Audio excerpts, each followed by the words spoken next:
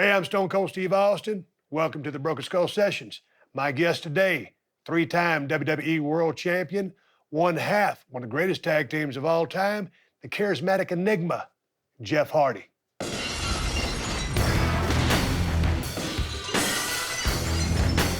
What's up, brother? What's up, brother? Good to see you. You too. How you been? Great, man. I cannot complain. That's for Man, sure. you came all the way from the Eastern Seaboard out here in the middle of nowhere. So I appreciate you making the trip because you've been doing this almost 30 years, 26, 27, give or take? Yeah, for sure. Yeah, my first match with WWE, I was 16 years old. So, I mean, 1994, I believe? Yeah. Yeah. I am blessed. That's all I can say. How you holding up? Good, man. I mean, my body's holding up somehow. I think it's kind of a miracle in itself, from what I've been through, what I've put my body through. But yeah, something's been with me all along, spiritually or whatever it is. But yeah, I am very blessed. I can't say that enough. As you are going down the road you're going, are you taking care of yourself more than you used to? Because, man, back in the old days, it wasn't that but a thing. For sure, yeah. Now compared to the old days, yoga's every morning. I stretch like a maniac throughout the day, especially when I have a match. I stretch 2 or 3 times a day. If I'd have done that when I was in my 20s, early 30s, I mean, I might be a lot better off, but that's so important as far as maintenance and taking care of your body. Looking at your body of work, did the old timers tell you way back in the day, you started with the trampoline stuff, Omega, all the stuff before you got to WWE, but did any of the old timers ever say, hey, kid, you only got so many bumps on your bump card? Or slow it down, or take it easy. Did you ever hear that from the old timers? Yeah, for sure, many times. Like especially when I would do crazy bumps straight to my back from the ring to the floor. So many times, people, why do you do that? And I was like, I don't know. I love to see what my body's capable of. But naturally, it's just the stupid thing to do so many times. But man, I've always kind of been like that, just to kind of push my body to the limit. And yeah, again, I'm just so lucky to feel as good as I do.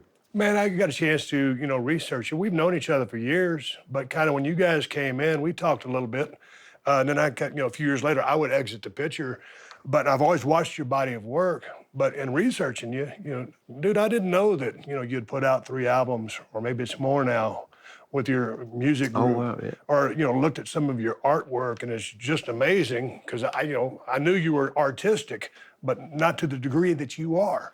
So it's been very interesting to see this side of you. Yeah, it's crazy. In school, Matt was always the really smart brother. I was always, average, but in art class, man, I was on top of my game. Like that's where I excelled. And I was about to go to art school in Atlanta before we signed our developmental deal. So I chose wrestling over that. But man, it's always been in my brain. Example for today, like coming out here, I've got this new song I'm trying to write lyrics to. And the way I see the process, it's like I'm translating what the music's telling me. It's almost like too many voices going on in my head. Okay, what's it telling me? But I've been trying to figure that out on the way up here. But that's what I love about it, because eventually I will figure it out what the music is telling me to write. And then when it comes to the art stuff, man, it's simple as just painting my face before a match. I get so much joy out of that. And even when I would see Sting as a kid, or the Ultimate Warrior, the Road Warriors, I didn't know why they painted their face, but I loved it. I get so much joy out of that because it's art. I'm like this walking, living, breathing piece of art. And then I got my weed eating art that I do in actual grass. I mean, it's just a crazy thing that I love to do. Like when fall rolls around every year, when the grass is about to die, to be reborn in the spring, I always have this urge to do some kind of design in my yard. And I just did a piece out of our gate that says my daughter's name's Ruby, and Nira, and has some profile faces and some designs. And I haven't got my drone shot of it yet, but when I do get that drone shot, all the time, I'll be so proud of myself. Wow, how did I do that? But I'm glad I tried it and went for it. Do you fly the drone yourself? I do, yeah. I'm not good at all, but I'm good enough to get it up there to move the camera down and just to see what I've created, because it's all freehand too. It's just so crazy, because when I was landscaping, I learned how to edge with a weed eater instead of using the edger from this amazing weed eater, God rest his soul. But and I didn't know you could do that with a weed eater, but then I just took it farther, like I do with a lot of stuff. I can do more with this than just edge yards. And so I started, weed eating lawn art. It's just a crazy thing that I really enjoy. Man, you've been doing this damn near 30 years. So what's keeping the engine running? How do you keep yourself creatively motivated? One thing is the bills, they keep coming. But for you, I mean, you're not a spring chicken. You still have a couple good years in you. How do you keep doing it, dude? Yeah, the creativity's got a lot to do with that too. But it just inspires me so much, especially with the face paint. When I started painting my eyelids on mine, I was like, wow, this is gonna be so cool for an entrance. And then actually seeing that come to life into reality, and seeing kids do it like from what I've done to inspire them, it really inspires me and influences me every day. But that's also a challenge as well as the creativity part where I'm at now, 44 years into this life, and still a WWE superstar, and kind of honestly, I kind of feel like a paranormal walking around in the locker room, because I really shouldn't be there after all I've been through. It's kind of crazy, but Yeah. it's just I think I am for a reason. I think there's one more good, strong, powerful run that I got in me, but I just got to figure it out, and that's when that creativity comes into play with everything. So it can be challenging. How's life on the road now? Been doing so long. I mean, like, when time comes for you to get on your flight, like you got up at 3 in the morning to get on a flight to come here, and I appreciate it. Yeah, man. But how's the grind? I mean, is it travel to travel? Because, I found out when I retired or when I was down for neck surgery, when you get away from the road, boy, you don't want to go back to it. But if you're just on it, you're on it, and that's part of what you do. You've been doing it so long, twice as long as I did it. How's the process for you now? Yeah, right now it's been so strange now that we're back in front of crowds again, and through the pandemic was really strange. It was Thank very, God. very Twilight Zone-ish, but man, I will never forget for the rest of my life getting on an airplane, like going to the work down at the PC, shows in front of nobody, and there was like 8 people on the plane.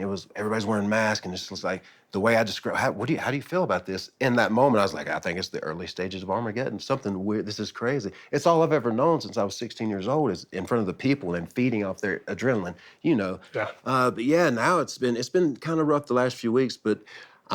Yeah, now that we're back in front of like crowds again and airports are getting busy again, it's just not as bad as it was when I was doing 4 nights a week. But just one night a week ain't too bad, man. And I've done a few live events. Hopefully, I'll be doing more, but it's not that bad as of now. Man, you recently got drafted to SmackDown. What direction do you see Jeff Hardy going now? I think it's kind of like a blank canvas, man. I think there's a huge possibility for me to do something extremely different I've never done before in WWE. So I've got a few ideas wrote down.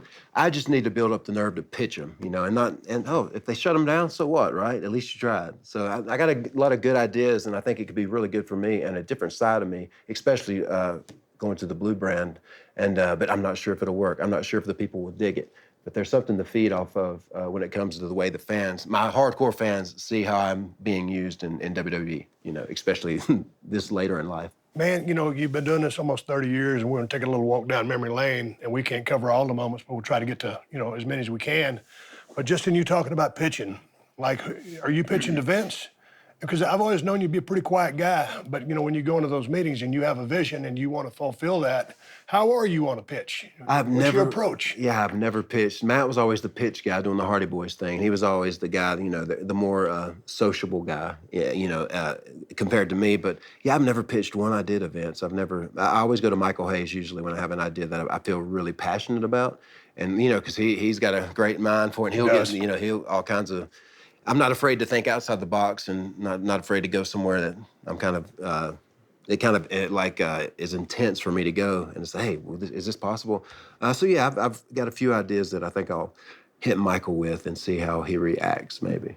Do you ever feel like you get boxed in?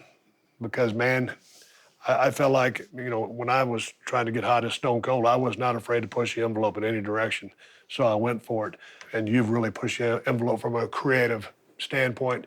Have you ever felt like you were boxed in and couldn't express yourself enough? Not really. I've never felt like that, man. Especially with the face paint now. It's just so cool because even back in the 08, 09 time, like if I felt like painting my face, I'd paint my face. If I didn't paint it, and it was cool. Nobody said anything. So now it's like a thing. If you're gonna paint your face, you got to paint it because you have things. One thing about the paint too, it hurts when I talk about selling. You don't see as much pain on your face. It kind of hides that and camouflages what you're really trying to express. But yeah, I've never felt held back at all. I've always felt free to do whatever. And I've never really asked to do anything that I haven't been unafraid of just go out and do. But then going back, like a lot of times you said Matt was kind of the instigator as far as creative pitches. You as a singles, what's your approach, when you have an idea now? Yeah, now I think that's at my crossroads right now. It's time for some ideas. It's time for an idea that I think I have kind of figured out, but I just need to kind of pitch it and see what happens, because Matt's not there. Matt's not, it's up to me, and I'm not a big politicker type of guy, or a businessman whatsoever. But I do have these ideas that are possible, and but then that's when my personality has to really commit to whatever I feel like I can do, and really like do it 110%. I've heard you mention that, sometimes being on the road so much, painting the face can be a little bit of a grind because you're putting it on and you're taking it off and you're working with it. But just from a fan standpoint, someone who's a fan of the paint, you would not want that young fan to come to the show and on a night you felt, I don't really feel like painting myself, and the house ain't that great, so I'm not going to. But you do it anyway because you don't want to leave a fan with that sour experience. And man, went to the show, drove 300 miles, and Jeff didn't paint his face. How much does fans mean to you? Oh my God, they mean everything. They are my foundation for my career, and even with that, just like if it would break my heart if I didn't paint my face one night at a live event, and then I saw a kid out there with his face painted, because he was looking forward to that. But then people are kind of torn, between the paint, no paint, whatever. But overall, yeah, I am so blessed again that these fans support me the way they do, and they believe in me still after all the bad stuff, in my career, but all the comeback stories too. Again, I think they believe in me like until the end, and so far that's been true. Man, life's a big comeback story, man. I mean, everybody screws up, and then hey, what are you gonna do? Yeah, and that's the thing too about now. I think my screw ups are out, and I said this before we get back in front of live audiences in a promo, and it was my wording. It wasn't the bullet points I needed to hit. I was like, it was as simple as this. This is my last chance to get it right. Simple as that. Because if I screw up again, I'm done. And it's as simple as that. So I'm just excited creatively to strike something that's like to strike gold with what hasn't been unleashed within my heart and my mind. And I'm super excited about that because there's one more good run within here, and I'm almost going to figure it out. How'd you say this is my last chance to get it right? Yeah, this is my last chance. That's how it all can be summed up. This is my last chance to get it right, and it is. So, and I'm Stakes not, high. oh yeah, for sure. And I do not want to mess anything up, especially now with two daughters, a wife. All this, it's a miracle that I'm still in WWE. I'm still able to do what I do out there in that ring, and I can't tempt fate anymore, so to speak. Man, going way back to when you guys were doing, the backyard stuff, trampoline or Omega, you guys start doing a few favors in WWE, you get signed by WWE. So from you guys being such super fans way back in the day, and then all of a sudden you get signed by a major federation, the Cameron City limit right there. Speed limit's 35 unless otherwise posted. Oh my God. Man, two young cats like that, two good-looking kids from North Carolina, and all of a sudden you get signed by the federation. Like, what did that mean to you? I mean, did you feel like you had arrived then? Did you have a vision of what you could turn this into, this amazing journey, which in my opinion, will be a first ballot future Hall of Famer? Talk about this road. Yeah, then I'll never forget the day I was working at landscaping with my boss that I went to high school with. I was his foreman. We were cutting, oh my God, we cut 40 yards a day, working our butts off. And I got the call, that we got signed to a developmental deal. And I was so excited, but I felt bad for him because he was going to find somebody else that could hold up things like I was holding things up. But yeah, I'll never forget that day. And then it all started, man, and we hit the road. I think we went to Canada, like for the first time on like Sunday Night Heat back in the day. Wrestled.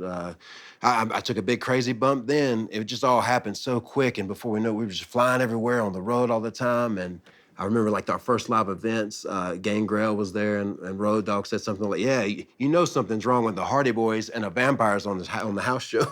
It was just the craziest thing. We were actually involved. We were a part of this monster now, and it was a dream come true for sure. And the sky was the limit. You guys had kind of formed, some federations down there, your startup stuff that you did with the trampoline stuff. So what kind of business savvy did you have going into the WWE back then? Just because you're green. You're still green. You haven't worked a whole lot, but you've been around and you've traveled. But now you're on the big stage. How did you navigate those waters? Yeah, totally. I think it was a blessing for me to have Matt, as my partner, because he was more of the business type. He did all the talking, he did everything. I was just like the high spot guy, with the wild ideas. So yeah, he's always been kind of like my agent or my manager when we're teaming together, my road partner, and it's just, yeah, so he was always the businessman. Okay, so you guys get signed to WWE. All of a sudden, you're in. Do you go down to the Funkin' Dojo and train with Dory Funk Jr.? Yeah, we did. I think we did that 2 times, the boot camp. Yeah, I believe so. Well, tell me how that was, because this guy is scientific extraordinaire, second generation wrestler, and he doesn't leave the ground. You're a high flyer and a risk taker. What was it like getting in the ring with Dory and learning his Yeah, style? it was awesome, but it was also right before the transition to the plank rings. It was still those hard rings, and my biggest memory from that is I did a reverse 450 spot, and the guy moved. I knocked myself out completely. I've been knocked out maybe 3 times in my Yeah. life, but that was one of them.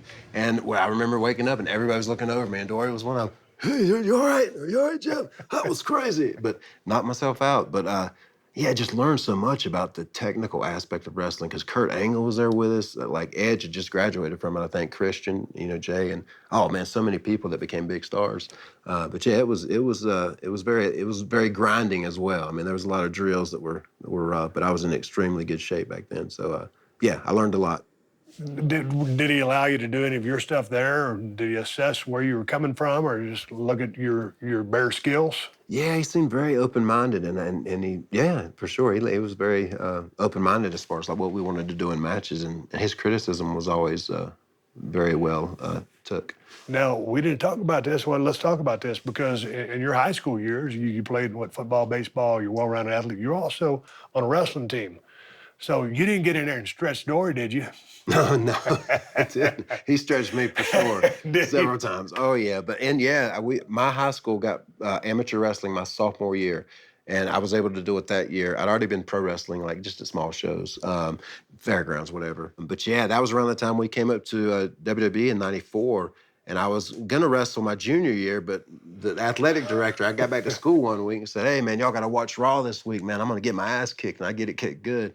You got to see it. It's crazy." And I was 16 years old. But then the athletic director came and said, "Jeffrey, you're going to be on TV wrestling?" And I said, "Yeah." I said, "Hey, did they pay you money for that wrestling?"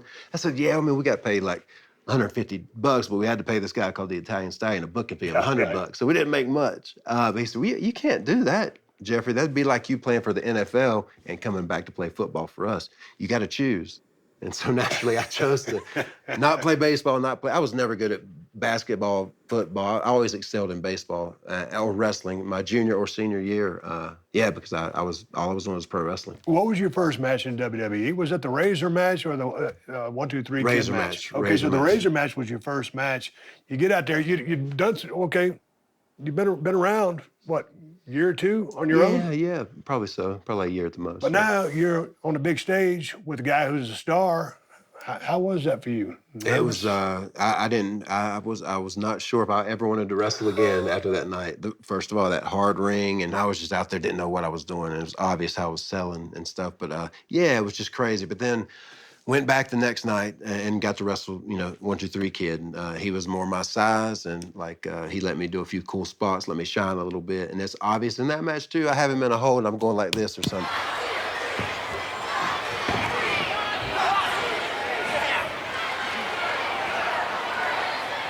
I didn't know what I was doing. We were so green, it was crazy. Yeah, I was watching because you didn't really have your hands clasped, which you Not would at all. have on a headlock. And I'm like, Yeah. yeah, a little bit of greenness. And hitting totally. them ropes maybe a little bit shaky. Oh yeah. How long was that?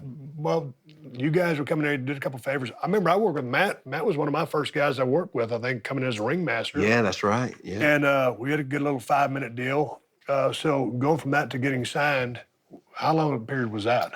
Yeah, I want to say it was about 4 years total. By the time I was 19, I think is what we were saying. Dude, you guys are grinding because it didn't Yeah. happen overnight for y'all. Yeah, for sure. We were doing a lot of indie stuff too. And then coming up with Stallion and George South to where we eventually got around that booking fee and made direct contact with Chief Jay Strongbow, I believe, and got in good with him. And so we got around Stay. And so we were able to just go ourselves on our own. We would drive up there on our own with a rental car. And then we just kept going back, man. And we kept saying, we're going to make somebody remember us. I'm going to take a crazy bump and we're going to show them that we have potential. And yeah, then after about 4 years of being the nobodies, the jobbers, the enhancement guys, we got our developmental deal, our chance. Man, but you know what? When you really start from the bottom, and that's kind of like when I was in Tennessee starving. I mean, when everything's on the line. I mean, it seems to me like if there's a sense of urgency, you learn, or the strong survive. How about that? Yeah, for sure. And the weak don't. And so you got to be strong. And so you guys did, and you get signed. And so there you go. Let's look at this picture right here. Wow, Man, yeah. nice. Two young cats, good-looking guys. There's the message: faith and hope. Yeah. Good-looking kids, nice ring attire, but as a company, WWE's kind of going to start moving forward into a much more aggressive style. And I feel like, I don't know if you guys felt it, that maybe you needed to make somewhat of a change to what you were wearing. How did that come about for you guys? Yeah, for sure. I'm pretty sure it was Vince Russo's idea at the time. And Michael Hayes was with us. He was kind of our mentor, you know, and he was going to join up with us. We were going to like have hair in the face. We are going to go out and find some new attire, apparel. And we went to the mall with Michael Hayes to this place that used to be called Gadzooks. I remember. Yeah, and where we found the kickwear pants, the baggy pants, and then we saw the tight shirts. What if we wore this? It's like kind of like raving, like people that go to raves and dance all night or something. But I don't know, it might be kind of cool. Maybe if I bring back the sleeves I used to wear as Willow as a Jeff Hardy thing.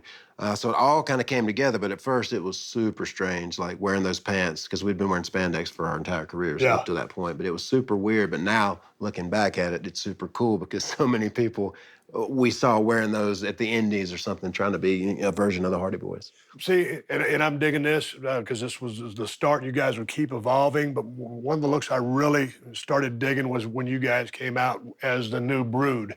Take a look at this. Dude, this is a cool-ass entrance. The fire, yeah, don't get Yeah. much cooler than that, man. It was. And their opponents, accompanied by Gangrel. I'm still a big fan of that song, man. And Jeff Oh yeah, Hardy. That looks like something right there. yeah. We had freedom to Wicked. go where we wanted to go. Even for example, when I started painting my nails, that was when I started painting my nails for the other freaks to kind of relate with, because it was a makeover of the Hardy Boys, an edge, you know, so to speak. But yeah, and that entrance was so cool, man. So this is going to lead to a match with the original Brood, Edge and Christian, minus Gangrel, in a ladder match at No Mercy. Throw the footage.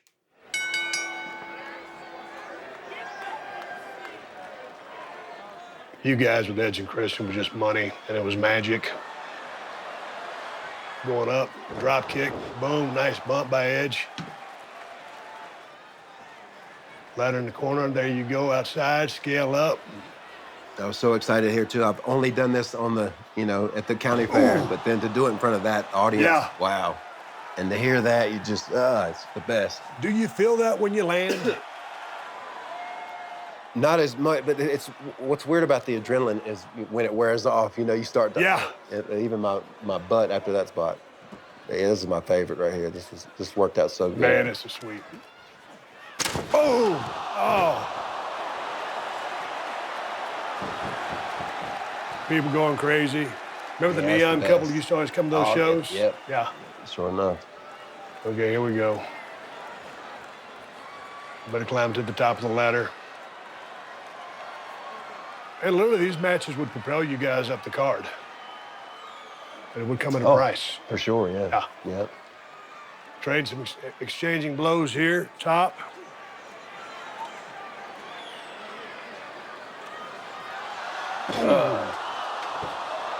Nice. People going crazy.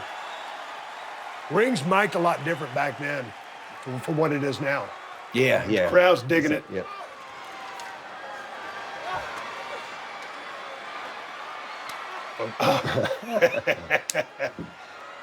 Clubbing blows from Matt Hardy, trying to back him down.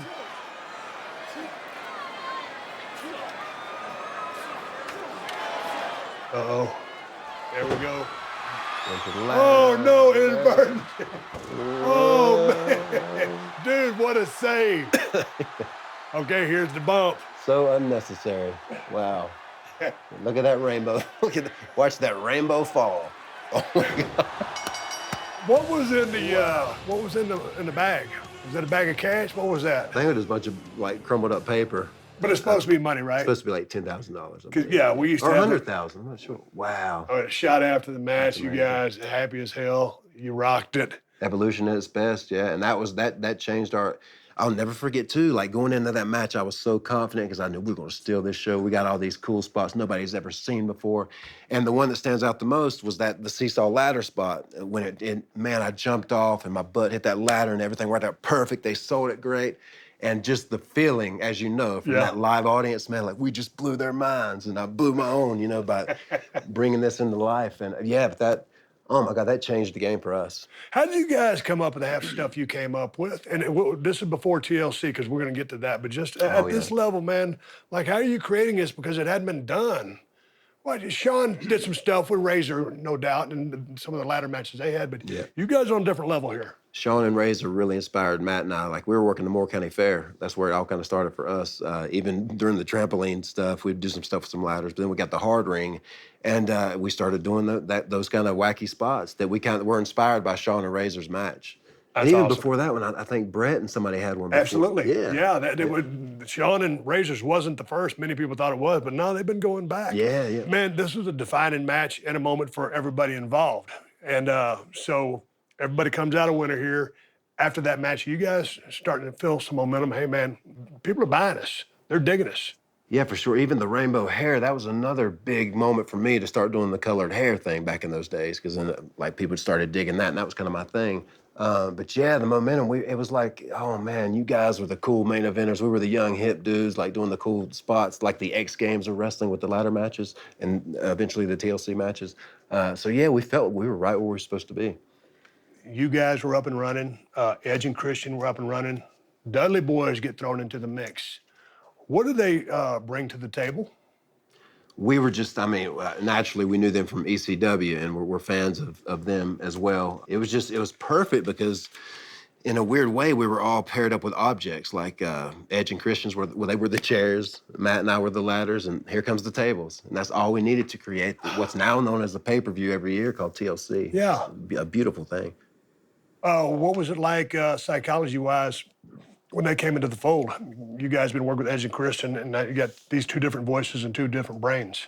Yeah, there were times when they couldn't come to the perfect compromise, but again, like they all kind of figured it out, and I just threw in my unique and odd spots, and they just fit them in somehow. Like my main thing in all those matches was, okay, what's the crazy big spot Jeff's gonna do tonight? And then they fit it into the psychology of it all. And so, yeah, and I've always been kind of really open-minded with psychology. I think that things can be out of order, and you can do certain things certain ways, and the people will still react to it. So, yeah, I've kind of been very abstract with my psychology and storytelling. But you would really go on to perfect it. But, you know, all three teams would head into WrestleMania 2000 in a triangle ladder match, which would become the TLC. Yeah. Nice shot there. Dudley's in the background. And you would really redefine the industry for better or for worse, and we'll get to that. Play the clip. Dude, I love this music right here. Which music is this? I think the track was called Loaded. It was like a generic track. Yeah. Now, you can see it on all kinds of reality shows. I know I've seen it on Ghost Hunters and all kinds of different reality shows. Man, people coming up. Man, remember the signs back? A leg drop and a splash. Oh, my. Yeah. Signs and the flash photography, man. Yeah. It's changed so much. Trying to get to the belts.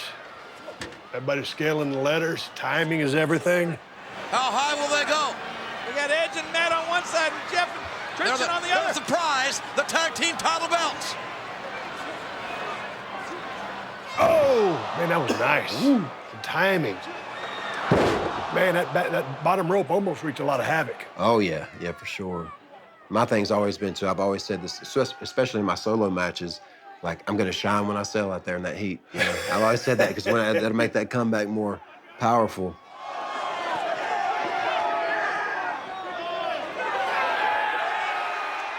Okay, you got to take that shirt off. Hero shot. That's where it all started. There it goes. Like putting the exclamation point behind it. For sure, they know what's about to happen. Yeah, and I'll never forget, at first, I didn't think I broke the table. I mean, I landed on my butt so hard. Oh, man, a good shot.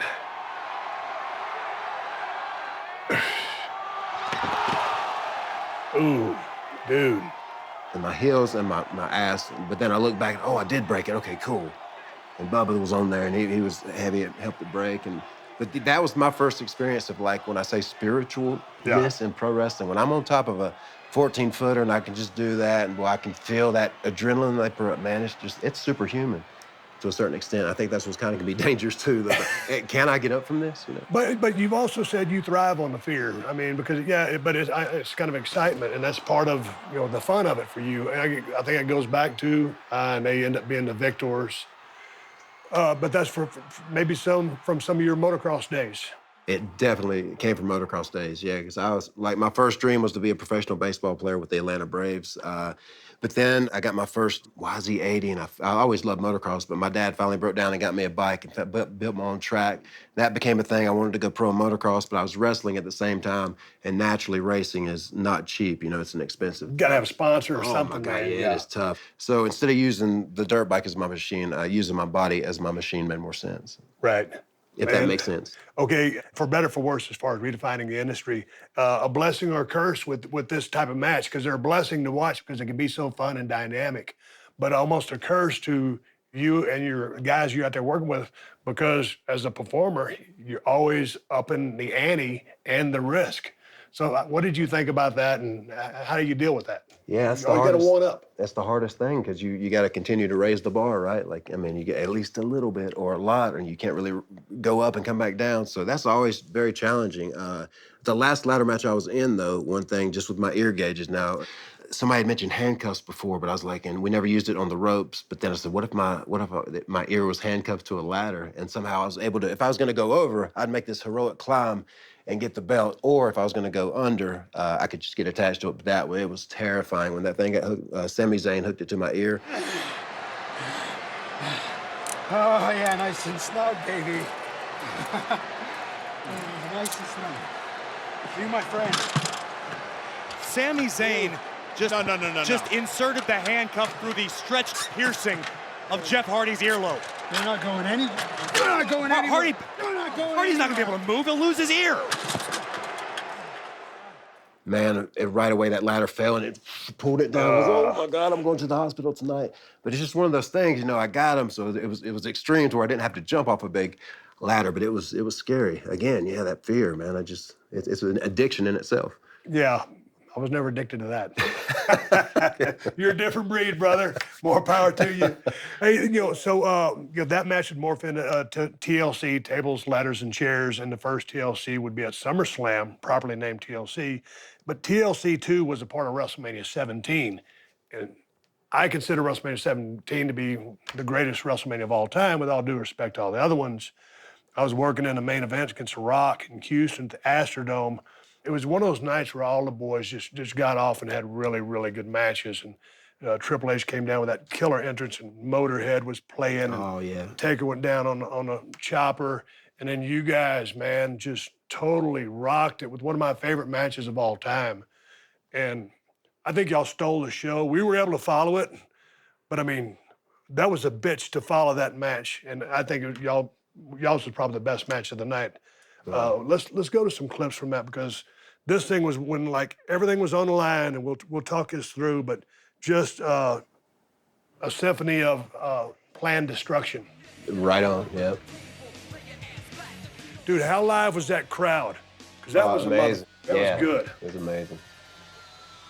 One thing I noticed in those days, it was just when we first started doing those big stadium shows, it was almost like you couldn't hear them enough. But like this night, it was just, yeah. Yeah, you go to Ford Field, you go to Sky Dome, the sound can disappear. Yeah. Okay, there you go. Boom. Splash and leg drop. Synced up. You guys always had timing. Maybe because your brothers, you've been working together for so long, you always had impeccable timing. It's interesting. Ed setting the table for what's going to come later with those ladders. Here you are, giving them the signal, going one step higher. Dude, you have amazing balance. Dude, broken in half? Broken in half, Yeah. yeah, for sure. The story of my life. Okay, Wow. he's going to try to hang on, Chris, but he can't hang on much longer. Drops down. Spike did an amazing cameo in that match. Rhino as well. Yeah. Lita as well. Yeah. This was the Frogger spot that didn't work dude. out. But it was amazing because watch the save, and then it was almost like the impending danger. It's like, hey, man, these things go wrong. And look at Look at the attempt on the save. So I was so mad. And look, but the wherewithal, move that Yeah. ladder out of the way. There's Edge waiting on the timing. It's just amazing. And then what you do here with the belt and repositioning the ladder. Crowd just on pins and needles, just don't know what's going to happen next, what can happen next. Well, here it is, and it's amazing. Okay, there you are, securing the ladder. Wow. That's just... Bubba Ray, okay, moving out, okay, there's Edge. Pieces lining up. Dude. Wow! Good sell job by Edge. Really, man, you landed as flat as you could possibly land on a bump that has never been done before. Yeah, I mean, flawless, man. It went flawless. It could have went so bad, but it just, yeah. And did they win again? Sure What is did. up with What those is that? guys? I have no idea. They're good businessmen, I guess. Hey, you've been around a long time, and you've been in the ring longer than I've been in the ring. You lasted longer than I did, and I'm so proud of you. But watching that, I've gone back to, the dressing room and had a good time. But when you pull off something like that on the big stage and you deliver, and the pain setting in, how's that feeling for you? From an artistic standpoint and as a wrestler standpoint. It's equivalent to me, motocross, for example. When I build a jump on my motocross track and I conquer it, it's the same thing with the ladder idea and the tables and the chairs. You come up with this creation in your mind and we can do this, we can conquer it. And once you do, complete it and you're successful at it, man, I live for that moment, man. I'm more of a moment guy instead of a match guy, I think, just like the high spot type of moments. And I think my whole career's kind of been around that area. Yeah, but when you look at the body of work, yeah, it's great to watch great matches, but moments are the ones that people remember. So, you're part of a lot of people's, memory from those moments, and you string so many of them together in damn near 30 years. There's a lot to remember. Yeah, for sure. And that spear is one of them, man. You can see that it's immortal now, so it's something I've kind of it's in concrete. It'll never go away. Now, back in the day, there was no crash pad back in. Y'all didn't do that before the match. Yeah, we never did. We just we rehearsed it the night before to make sure I could hold on to that thing. The Frogger spot went a little better the night before, but it'd have been so cool if that ladder wouldn't have failed. But it's so hard to balance on those things. But we didn't. There was no stunt crash pad to rehearse that. That was just like a one take. Man, coming out of WrestleMania 17, I still maintain this is one of the best pay-per-views in history, specifically with the WrestleManias. This is one of my favorite matches of all time. Everybody comes out a winner, although Edge and Christian win the match. The Dudleys were fantastic. Edge and Christian were fantastic. How did you like working with Edge and Christian? Because I asked you what the Dudleys brought to the table. How was it like working with Edge and Christian? What did they mean to you? Oh, Edge and Christian, they were the perfect enemies for us. We went through the dojos together. We experienced all that, pretty much achieving our dream. And then to be out there wrestling in front of the WWE Universe, man, doing what we love to do. And being such good friends, I guess, is what made it really cool to know each other so well. These guys from Canada, these two guys from North Carolina, completely different uprisings, but it was just so cool to hit it off with them. We had that chemistry, which is so important between, two people in pro wrestling. And when you have that good chemistry, when you get to know somebody so good, it's so cool to go out there and you don't have to say a word before the match. You can get through a match and it's A-okay. There's a level of trust and respect, but that's a separate thing than chemistry. Chemistry happens to be a good thing that just comes along, and you had it in spades with these guys. How proactive were Edge and Christian? Oh, Because all of you guys are revolutionary. All of you guys have been influential to the younger generations. Yeah, for sure. And again, it was all those guys. And I always, when I think back to these moments, I mean, they were probably lucky if they found me, to go over a match, because they would figure out what they wanted to do, and then I would put my little spin on the match. But they were just geniuses, man. I was always impressed because I've never been that. I mean, I can do it because I got a very different approach, and I have done it. But they were just so easy to work with, man. It was easy to find that perfect compromise to create that universal adrenaline from a good match. Man, going back to that match at Mania, that was a son of a bitch to follow that match, and I love that match, and it was a bitch to follow.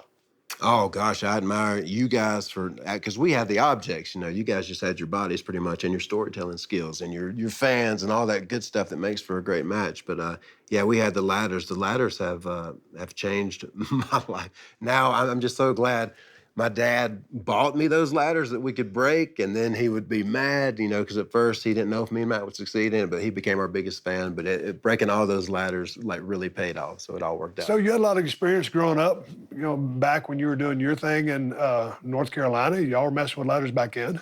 Oh yeah, for sure. Yeah, and Oh. I even remember like that's where all those spots came from, like the seesaw thing. We had done that, you know, before at a county fair or something, or went through plywood boards. I don't know, jumping off ladders all the time. And I remember saving up from landscaping just to buy like a 12-footer so we could break it at a show. And it was just and because we were obsessed with it.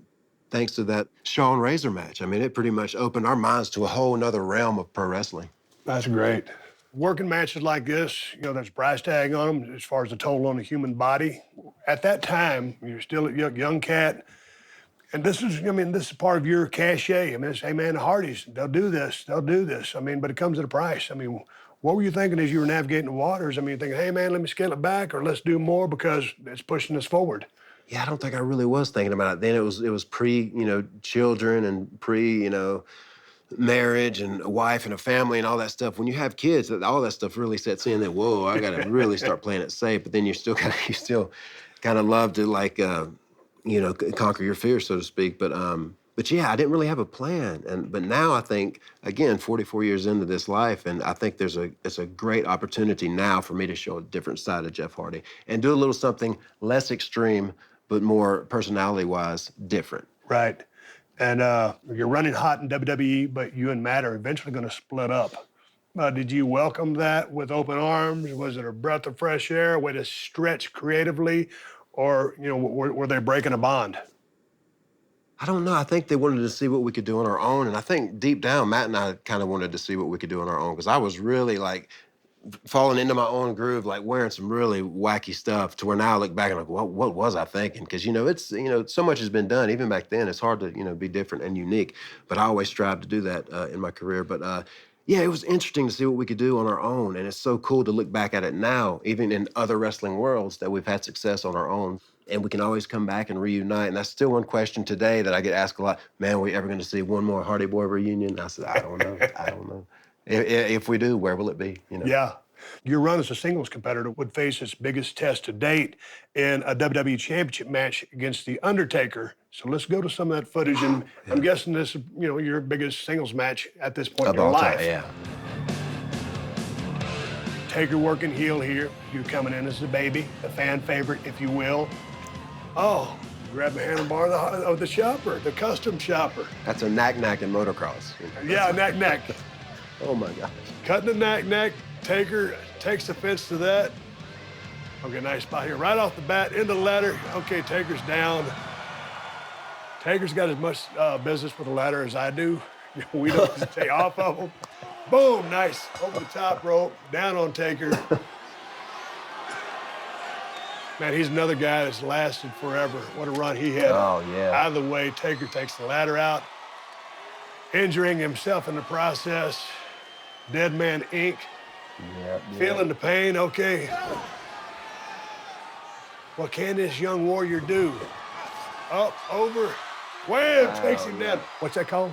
The Whisper in the Wind. Whisper in the Wind. And Dude, that's what I can't do it like that anymore. I love your artistic names for your arsenal. Yeah, man. Mine was Kick to the Gut. I like it.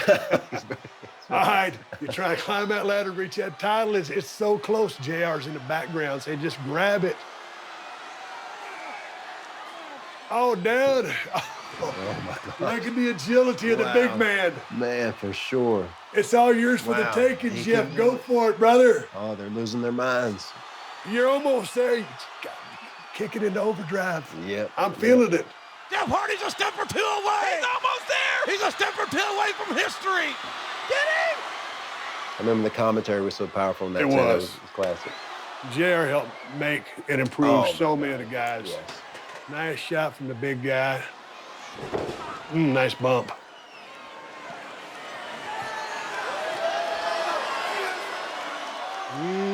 Oh, no, is he gonna?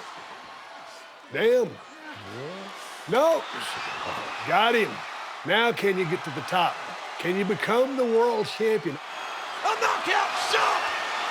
Climb the ladder, kid. Make yourself famous. Good desperation on your face, trying like hell. You've been beat to shreds. Boy, it's that far away. Oh, he's coming up too.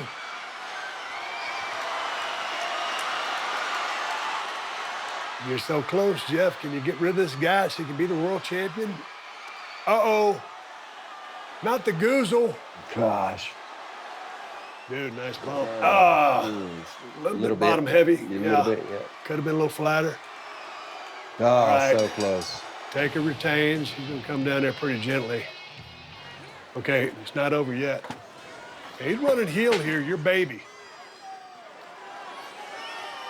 Gonna draw back and just paste you, but no, you've impressed him. Yeah, and You've there's the impressed him. storytelling, man. It was Yeah. such a, gosh, I'm so grateful for him, man. What he did for me that night, I mean, Yeah. it was incredible. So he's running heel, but because he's so impressed, and like you said, storytelling, he holds that arm up. Yeah, oh, man. What did that match do for you? What did you learn? Oh my God, I think I realized in that moment I can be a big star if I really want to, commit to this thing wide open. Because even when Raw went off that night, one of my favorite scenes was just I'm looking at my hand like, oh my God, I can't believe this just happened to me. And the future is so bright.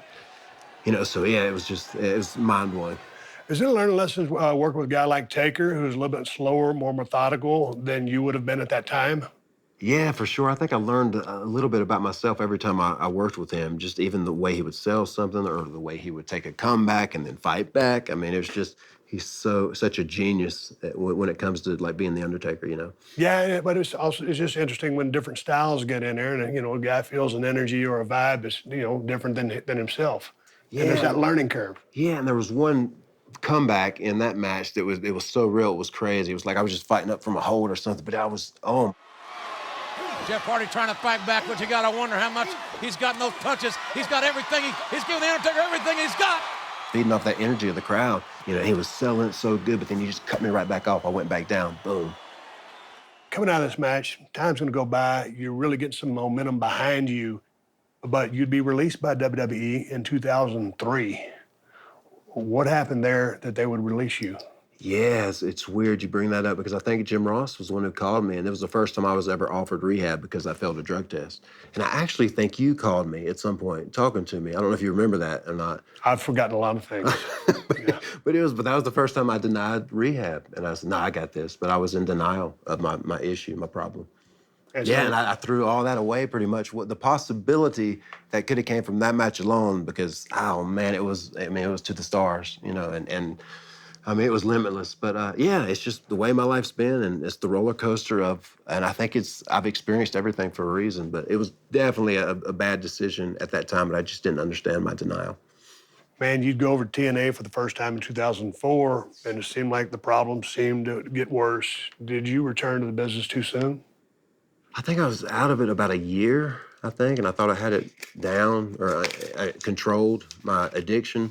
And then even in TNA, it got a little wacky eventually, so I ended up getting fired from there pretty much for missing some shows or something. And then I just found myself at a place, I've got to get clean. And there was no rehab offer from TNA, I just got fired. But then I got clean, cold turkey on my own, and went to some TNA live events at the time, went to a WWE SmackDown in Norfolk, Virginia, I believe. Told everybody I was clean, and it was obvious because I looked a lot different. And man, I had a TNA contract and a WWE contract at my house. So it was another blessing that I had and a decision I had to make. And so naturally, I went back to where it started and had a hell of a run with WWE. Man, did you ever had any substance issues like, coming up when you were young? Never, no. I didn't do drugs until I was 21 or 22 years old. We were on the road, naturally, and Matt and I were against it. It was our invincibility. In high school, we didn't go to parties, we didn't drink, we didn't do none of that because we didn't like it. And but it all changed. You get on the road, the grind, man. And I finally gave in to altering our minds. And when Matt kind of slowed down, I kind of kept it going. I've been down the same road. So as a road a lot of us go down. But you'd end up coming back to WWE in 2006.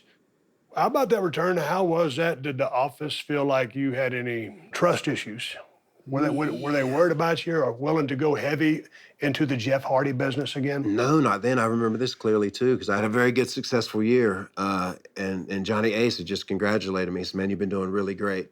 Oh yeah, but before that, I went out with me and Edge. When I made my return that night, he said something. It's kind of funny now looking back at it. But he said, "Didn't you die like 5 years ago?" But in a way, you know, but it's great to see how good the match went. How everything went so good for that first year. But after that first year, after Johnny Ace had said, "Man, you've been doing a great job, man. It's so good to have you back," I was about to fail my first drug test. Yeah, with the wellness policy came into play, which was different than the earlier Jeff Hardy. So what was that? Was it just grind to the road or a little bit of leisure as well? Or both and pain? Yeah, a little bit of both, I believe. Just the escape. And I think creativity has a lot. I just read an article about addiction and creativity, how they kind of, go hand in hand with certain creative people. But yeah, I'm not sure. I think it was a little bit of both. Yeah, but I was never like, I've never suffered like withdrawals or got sick from not taking a pill or a drug or never had the shakes from not drinking. But when I did go to rehab, I experienced what it's like for people to come in and detox. I had never seen that before, and it blew me away. I mean, it's like zombies come in, and then after 5 days, they're normal humans. And it's an interesting thing, the whole addiction, alcoholism.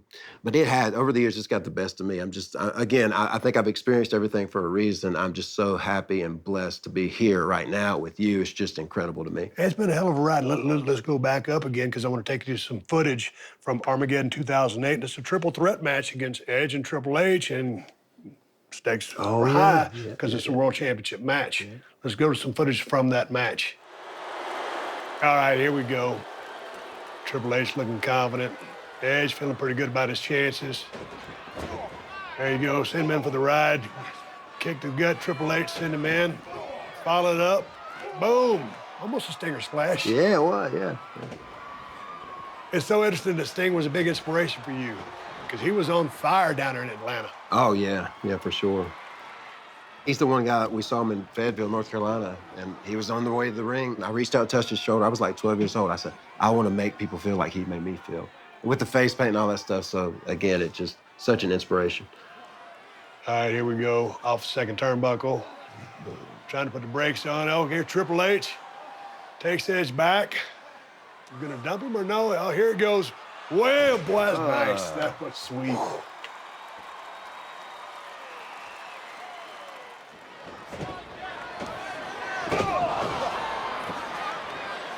Shot to the gut. Oh, not the pedigree. Catapult? Yes. Wow. He always sold that like $1 million bucks. Yeah. Good job selling.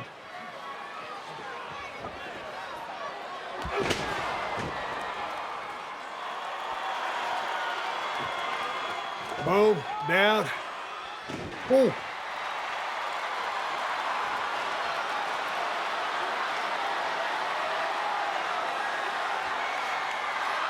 Oh, land perfect, right?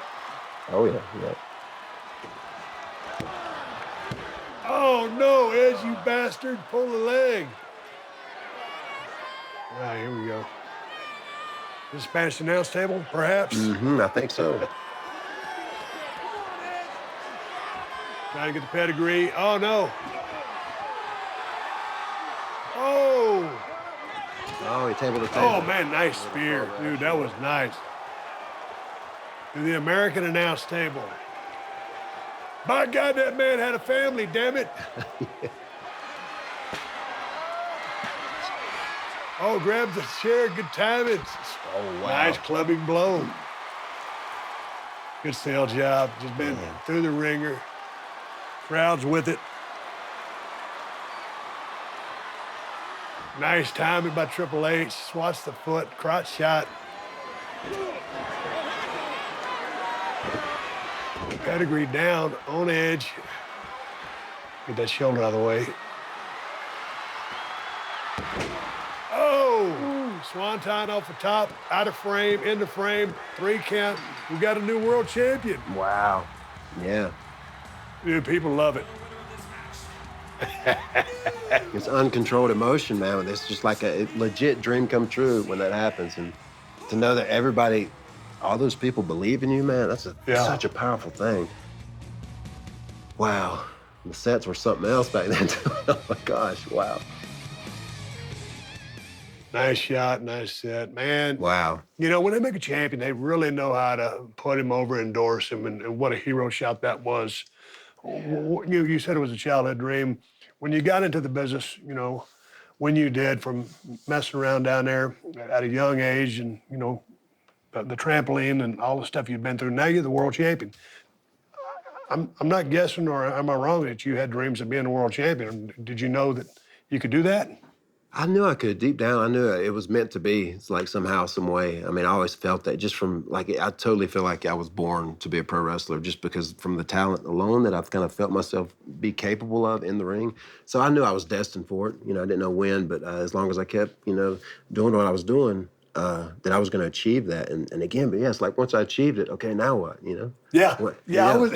When I broke in, I was dreaming kind of low, because when I grew up watching Dusty Rhodes, I was like, man, I just want to be a pro wrestler. Then when you get in it, you know what you can attain. But I never thought I'd be one. So when you get a chance to be that guy, it really is something special. Yeah, and luckily for me, it was never like a big pressure thing to where I wasn't like, I don't think I was ever like the face of the company when I was champion, because, you know, I didn't have it for an extreme amount of time and all that, but I think I was at 3 different times, you know, but yeah, again, just to be in that spot is a huge compliment. Everything you've done, how was it on the grandest stage of all, through everything you've been through, to work at WrestleMania 25? Wow, again, it's just another surreal dream come true, because I remember at my dad's house watching Brett and Owen wrestle each other. And I was like, man, they're brothers too, man. We could do that one day. But then to have that opportunity was just huge for us, man. That's one of my favorite matches too. I almost forgot about that. I mean, my career's been so all over the place. And but yeah, to do that, brother versus brother, it was so fun because we got cut a lot of time off that match. I'll never forget this. And I was so upset because we had to cut out several spots. I was so passionate and upset we didn't get to do it in front of that crowd. And that was one time me and Vince did have a conversation after that. I think he kind of liked it. He saw how mad I was because I was like throwing stuff. I was like, I can't believe we didn't get to do that stuff we wanted to do. We did plenty, like more than enough, but it was still, the passion within me really ignited that night after the match. I was really upset. How is Matt to work with? I mean, because you work with him, now you're working with him, but it's against. Did you guys mesh up just like? Oh, when I was asked this recently, who's your favorite person to hit the twist of fate on? I was like, my brother, you know, because when we're teaming, he hits that twist of fate for me to hit that swanton bomb. So when he's being a butthole, you know, like he can be, I love to hit him with it and then follow up with the swanton. So yeah, it's awesome, man. Brother versus brother, dream come true. Awesome. You became a 3-time world champion, and your contract expires in September 2009. Did you need time away from the business? What was going on at that time? Yeah, this is the big kicker in my life in general. Left WWE on top of the world. I even think Undertaker was hurt or something, and I had to work a few extra months because I wasn't going to resign. I'd failed 2 drug tests at this point. I think I was supposed to be in a big spot in the Money in the Bank match on that second suspension, and I blew it. You know, and again, I knew, I was like, what are the chances they're going to test me tomorrow? And I did what I shouldn't have done, and there it was, man. I was screwed for those 2 weeks, so much stress, and to know I just screwed up such a big spot. Had a huge conversation with Vince. He was so disappointed, you know, because he had big plans for me, and I was like, oh my God, what is wrong? I have screwed up big time. Came back from that, you know, and made it to the end of my contract. 2 weeks later, after I left WWE on top of the world, I was ordering pills illegally in the mail, got busted. SWAT team comes to my house, me and my wife and our little dog. I was busted. You know, I got busted for getting pills illegal. I thought my life was over. Went to jail that weekend. I didn't, it was just oh God, it was a mind-blowing experience. I was terrified. I thought my life was over. And, but yeah, that was the time that really scared me straight when I realized that, oh, okay, things might be okay. This might not be the end of my life. As long as I get clean and I do what I need to be doing and staying clean and staying out of trouble, things are gonna be all right. And that led to 2010, man. Me and my wife gave birth to our first daughter, and then 5 years later to our second daughter. So yeah, but yeah, leaving WWE where I was, and then it was like, oh my God, total rock bottom. Dude, what's it like when somebody crashes in your door and says, you're under arrest? Oh my God, it's terrifying. When you're looking at your wife beside you, handcuffed, face down to the floor. I wrote a song about it called Rebellious. It's about that fear. And all those cops in there. I mean, it was terrifying. It was completely surreal. But again, it's overall in the big picture of everything. It's made me like a better human being. You know, there was a Right. huge mistake. I was like, man, I'm probably never going to go back to WWE. They can never trust me again after all this. I mean, even though if I'm doing good in this other wrestling world, I just didn't know. But you would go back to TNA, where you spent the next several years. So where was Jeff Hardy, the man, mentally and physically at that point? You're on the road, you're performing, but where were you mentally? If you go back to, I think it was 2012, it was after the accident with Sting at Victory Road in 2011, I believe. Another huge mistake in my life was, I've talked about him so much as far as being a hero to me, and then to screw up like I did that night, it was just insane. But one positive asset that I have by looking back at that footage, it's just so embarrassing and so, oh my God, just shameful, you know, to like out there with my hero and in a main event, and all these people are watching, but then to do that, like, I mean, it just, you know. When you look back with clarity at Victory Road, I mean, like, now talking to you here, what were you thinking? I wasn't thinking. I wasn't thinking at all. That was before somas, as you know, were a big wrestler thing that has killed many people. But they haven't became a controlled substance yet, so I was still taking the somas. But I do remember talking to Sting before I got too altered to even, you know, walk out there hardly. We were going to do this spot, like his finish, the slop drop finish, but my head was going to be in a chair. And I remember being scared of that. Oh, I might really hurt my neck doing that, but it's going to be awesome if I don't. So yeah, I just took too much, and boy, by the time it was time for me to go out there, they found me, and they had to. Oh, and Eric Bischoff came out there. They had to shut it down. He had to take it home like real quick, and that was the right thing. They had to do it. Anyway, after that is when I really got it together. So flash forward to like 2012, 2013, man. 2012 was one of the best wrestling years of my life in that company, man. I was on fire. That's when I started doing the paint with the eyes, and my creativity was just off the charts because I was completely sober, and that's when everything got really good. You know, when you're, you know, given a chance to resume your career, or you're in the business that I was in, you were in, were you hesitant to be around a business that has so many temptations? No, I don't think so. Like, I would never blame, you know, like, I know a lot of wrestlers, I heard them say, yeah, just life on the road, I'm in so much pain, you know, I had to take them, you know. I've never blamed any addiction issue or alcoholism to wrestling. It's just been my complete choice, my crazy brain thinking, you know, I need to be altered a little bit or celebrate after a good match. It's hard, even like after it's really hard to have a hard day at home cutting your grass and not want to drink a cold beer. I mean, that's really tough. It's tough. So in my opinion, my experience, the drugs were easy compared to the alcohol. Alcohol's everywhere. What was the biggest difference between WWE and TNA as far as how they operated? Was just another job? Yeah, WWE's just always like so much just bigger, you know. I mean, there was a time when TNA was like doing some big shows. I know when I wrestled Austin Aries, it was a really good match when I won the title, I think, for the last time there. It was a good match in Phoenix, Arizona, I believe, and it was a big crowd. So there was one of those glimmers of hope, like, wow, maybe this is the new thing. There's gonna be a little WWE competition here with this stuff. But you know, it came and went. But overall, to me, it's really been the same, other than just WWE just being more of a monster. You'd become a multi-time TNA world champion and eventually reunite with your brother Matt, and y'all would create the Broken Universe. Man, explain this concept to me and how it all came to be. I don't know if it was Matt, but you were a part of it as brother Nero. Yeah. Because I was blown away by it. And of course, I've been out of business for a long time, but I was watching, I was like, I can't believe it. Matt's out there with this British accent. I mean, he's got the hair going crazy, got the streak in it. I'm like, this is so fun. And he was so committed to it, and you were too. How did he pitch this to you, and did you buy it on the first pitch?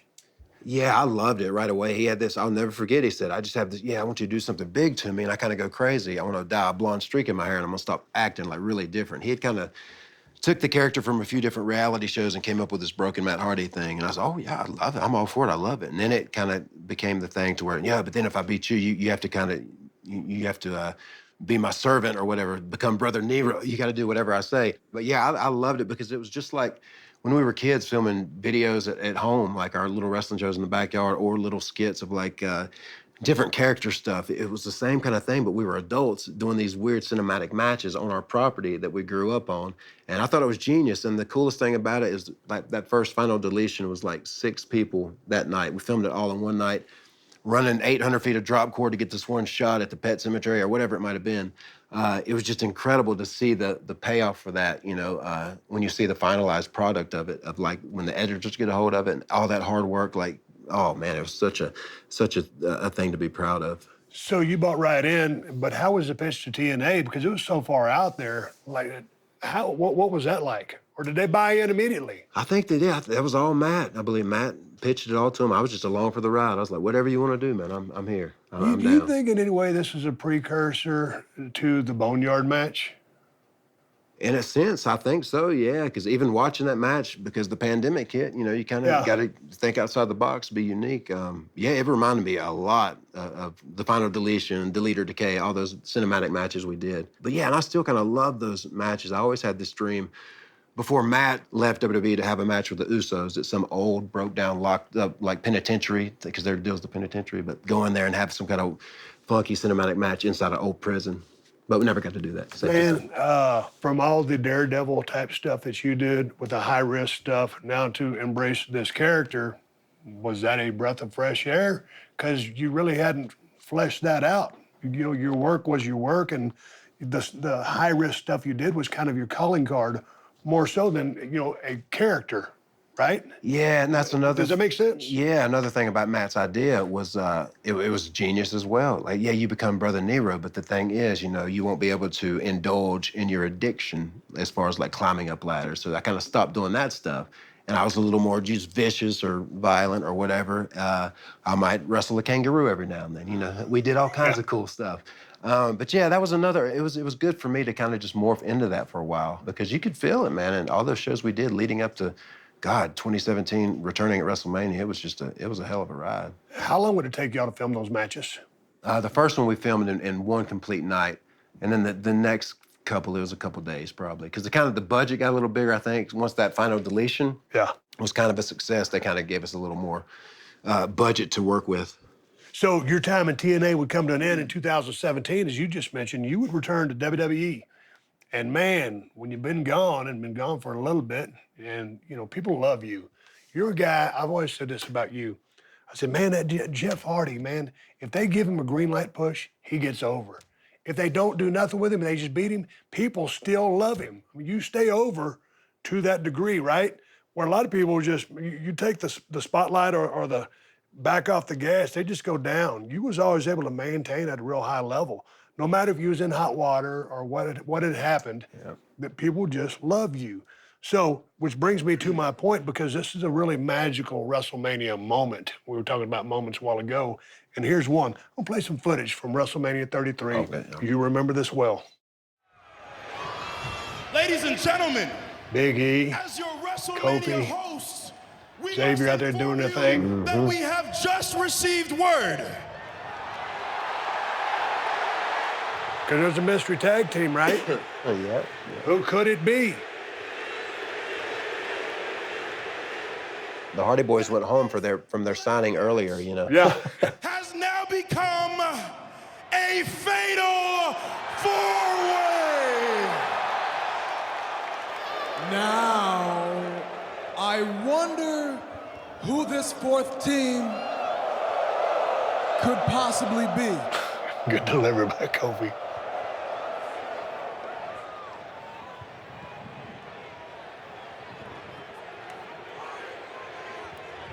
Just letting it build. Here it hits. Dude, this is one of the biggest pops I've ever seen.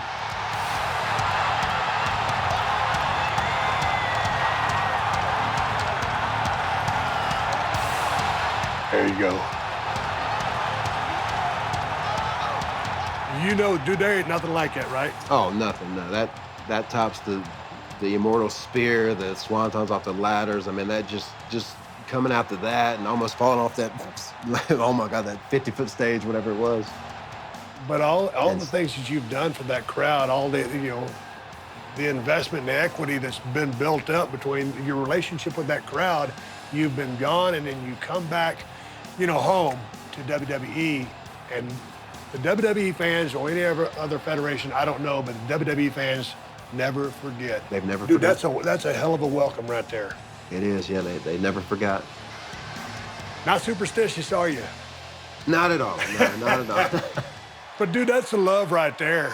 I mean, Oh yeah, and it was so surreal. Like I'll never forget yelling when I got in the ring. I was so I was like, this is not real. This is just my ghost.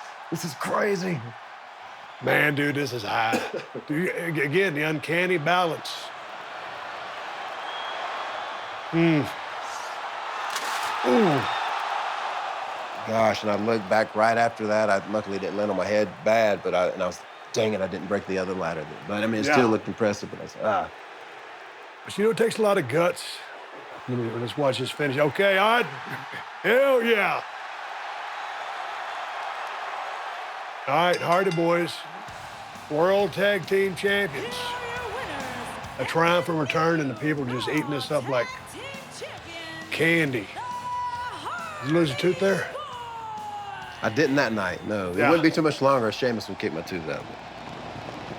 Wow. Dude, it takes a lot of courage to jump off that ladder like you do with the grace that you possess, because you always want to look, you're an artist.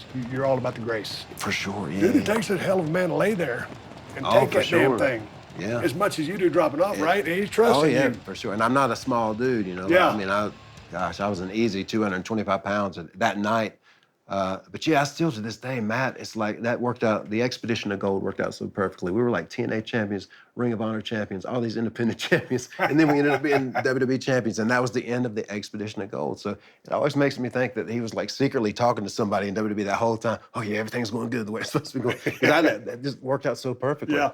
You guys win tag team gold as the Hardy Boys. You're back home in WWE.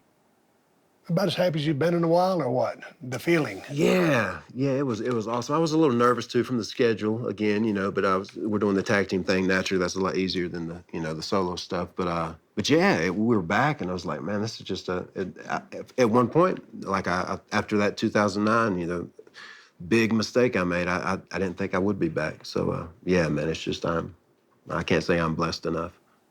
You would find success again as a singles performer, and now you've just been drafted to SmackDown. What are your goals at this stage for Jeff Hardy? Goals. Number one goal is, and it's almost silly at this point in my life, but just because I've never been it, and now that it's a thing, is to be the Universal Champion. And Roman Reigns, the stuff he's doing now is just so powerful and exciting to watch.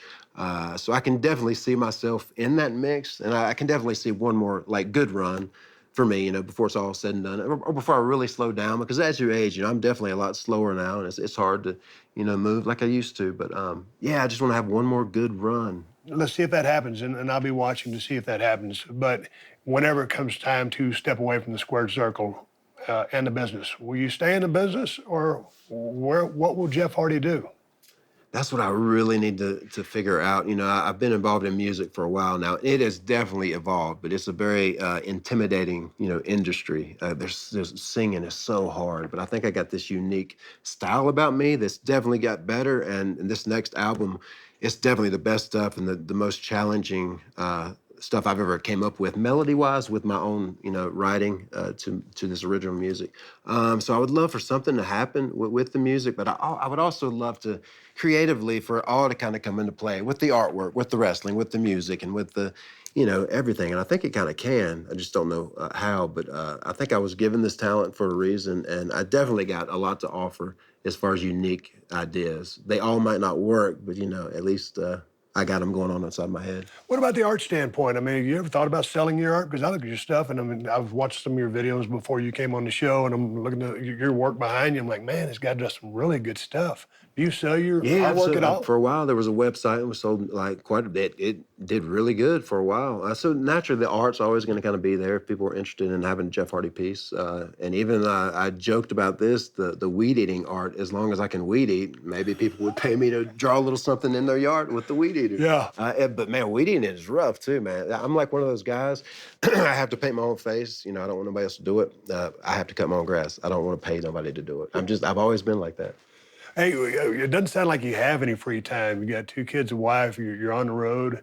But if you do have free time, I know you like motocross. And do you still ride at all, just at a casual level, or can you do casual? Yeah, I put around a little bit, but I'll be honest. I just ordered me a new pair of motocross boots because I've got the urge again. But getting on that bike and my track's real dangerous. It's very easy to get hurt on. But I might want to go to a safer track and just groove, But also that motorcycle, it's almost like a bad drug. You get that feeling again. Especially breaking my leg back in 2015 really slowed me down, and then 4 years later, I had to have knee surgery from that break, from PCL tear. So I got through for 4 years and it was all right, but then it finally just gave out. And it's still, I can't even do a house show dive anymore like I used to. Right. It's pretty pitiful. But yeah, just all that stuff I love. And even with my girls, man, my daughter just turned 11, built them a little 75-foot zip line and they loved it.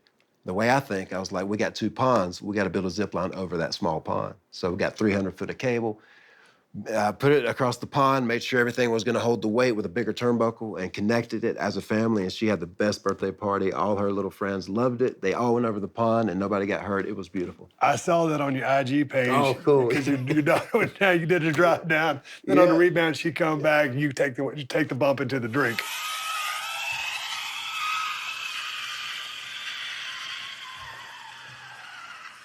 Yeah, it worked.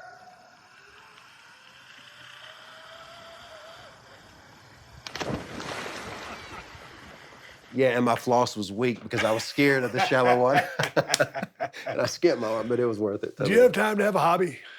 Yeah, the one thing about me too, just like I did, when I start sketching something, I still get so much joy out of that. When I have just free time to get in that peaceful state of mind, for example, when I paint my face and I have a good hour, I'm just getting such a peaceful state of mind when I'm doing that. And I still have that awesome passion about me that enjoys just drawing or painting. But yeah, and just being a parent now, naturally, is a full-time job and a good husband. Oh my God, it's all, yeah, there's time for hobbies. But now, like, my girls' hobbies are the most important thing. Man, listen to you talk about drawing and getting in that groove.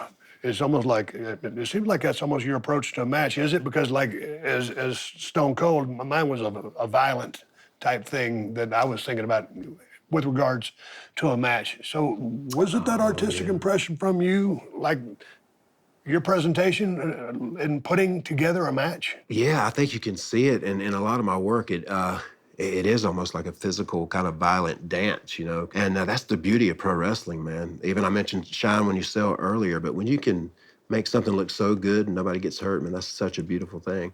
You're a future Hall of Famer. You've had an unbelievable career. And I can't believe it's close to 30 years. I can't.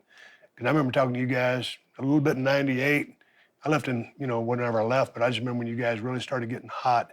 I never figured you would last as long as you did, just because, like, who would figure? I didn't have that vision to watch you guys navigate the waters that you have. Great shot with Lita. You're going to go in the Hall of Fame. You got any regrets or have the struggles helped make you the man that you are today? I think they have. I think when we're talking about the people don't forget, like that return at 2017, they never forgot, and they was always anticipating that return.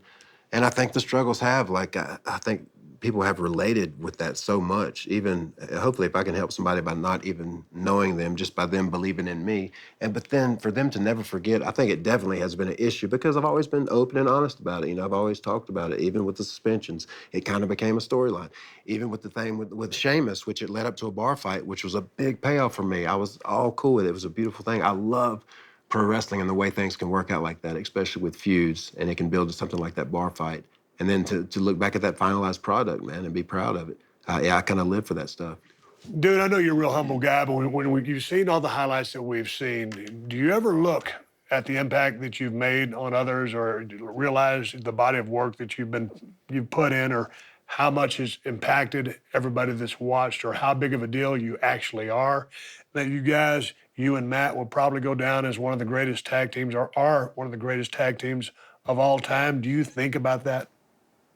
I don't really think about us being Hall of Famers, none of that stuff. It don't even seem like real to me now at this point in my life. But one thing about the people we've influenced, especially with social media these days, how mad it is when you see these whether it's an independent show or just a spot in a backyard wrestling match or whatever, these crazy people jumping off crazy big ladders, going through tables and missing it and just getting hurt, like really makes me go, wow, what have we done? it's just a good thing or a bad thing. And a lot of times when mothers or fathers tell me, oh, my son broke his arm doing the swanton off the bunk beds. And I was just like, all I can say is, I'm sorry, man. Just be careful if you're going to try this stuff, you know, because it's, yeah, it's madness, man. But I don't regret any of it. It's just, you know, don't try this at home. Simple as that. No shit. Man, it's been great sitting down and talking with you. It's been great to watch your career. It's always interesting to watch the relationship people have with the crowd. Your relationship with the crowd is kind of like few that I've ever seen.